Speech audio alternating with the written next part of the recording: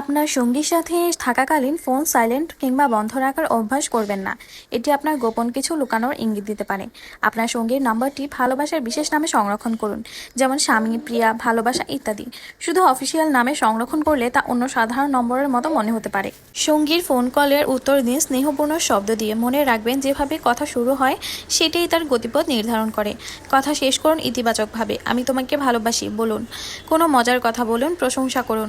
উষ্ণ শব্দ ব্যবহার করুন এবং হাসি মুখে কল শেষ করুন। অনলাইনে বন্ধুদের সাথে চ্যাট করা স্বাভাবিক, তবে কখনোই আপনার সঙ্গীর চেয়ে অন্য কারোর সঙ্গে বেশি চ্যাট করবেন না। ব্যস্ত থাকলে সঙ্গীকে আগেই জানান যে আপনি কল ধরতে বা মেসেজের উত্তর দিতে পারবেন না।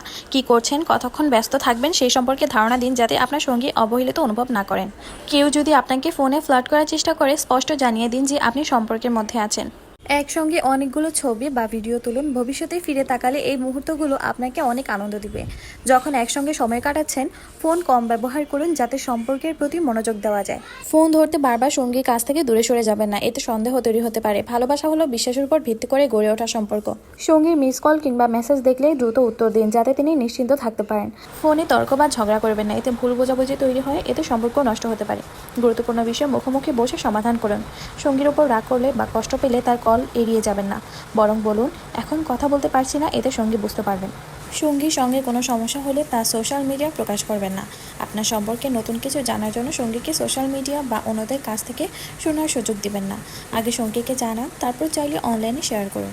যদি কল রিসিভ না করতে পারেন এবং পরে সঙ্গী জানতে চান, তবে ব্যাখ্যা দিন কার সঙ্গে কথা বলেছিলেন। স্বচ্ছতা বিশ্বাস বাড়ায়। সম্পর্কের ক্ষেত্রে যোগাযোগ দুই পক্ষেরই দায়িত্ব।